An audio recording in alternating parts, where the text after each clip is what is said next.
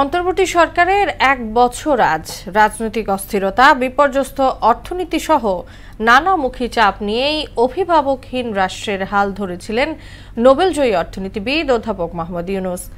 কিন্তু বছর শেষে অর্জন কি, সেটিই বড় প্রশ্ন হয়ে দাঁড়িয়েছে।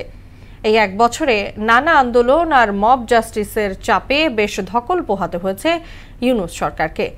তবে এত বাধা সত্ত্বেও সরকারের রয়েছে অনেক সফলতা। অন্তর্বর্তী সরকারের বর্ষপূর্তিতে মনিরুল ইসলামের বিশেষ প্রতিবেদন।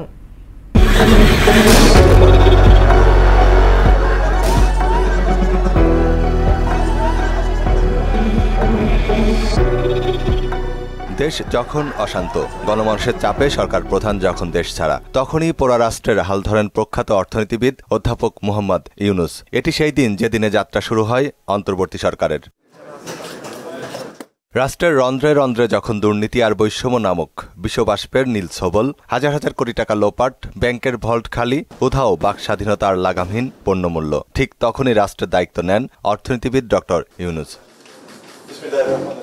দায়িত্ব নিয়েই আন্দোলন সহ কঠিন চ্যালেঞ্জের মুখোমুখি হয় ইউনূস সরকার। তারপরও ঠান্ডা মাথায় এসব দুর্বৃত্তায়ন মোকাবেলা করেছে সরকার। এজন্য কখনো কঠোর হতে হয়েছে, কখনো আবার নমনীয়। এত সব কিছুর পরও দেশ গঠনে জুলাই ঘোষণাপত্র সরকারের বড় সাফল্য। অভ্যুত্থানের পর পুলিশ বাহিনী অকার্যকর এবং নিষ্ক্রিয় হয়ে পড়ে। নতুন আরেকটি অপসংস্কৃতি মব ভায়োলেন্সের উদ্ভব হয়, যার বলির শিকার 121 প্রাণ। মব ভায়োলেন্স, রাজনৈতিক প্রতিদ্বন্দ্বী ঘরবাড়ি আক্রমণ করা, তা লুটপাট করা, এগুলো কিন্তু আমাদের এখানে হয়েছে।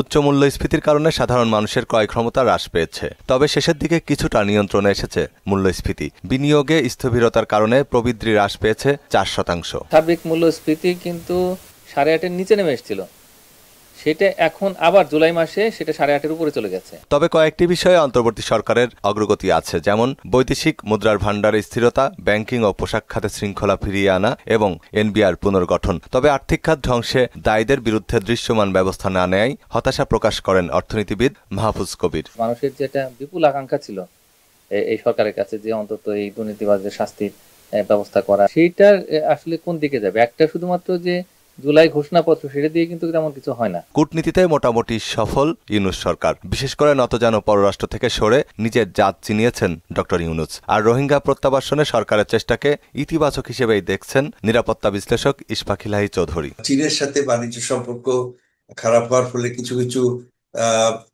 ইনভেস্টমেন্ট চীন থেকে সরে আসতেছে, কিন্তু তারা বাংলাদেশে না এসে তারা ভিয়েতনাম, ইন্দোনেশিয়া, ফিলিপাইন্স, কম্বোডিয়া, এগুলো দেশে যাচ্ছে।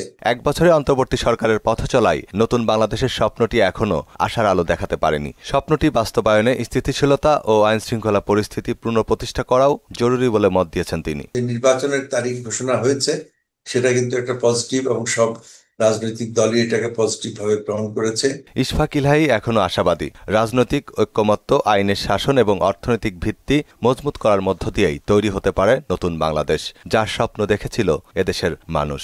সমাজের জন্য যা প্রয়োজন সেটাই আমাদের করা উচিত। মনিরুল ইসলাম, মোহনা সংবাদ, ঢাকা।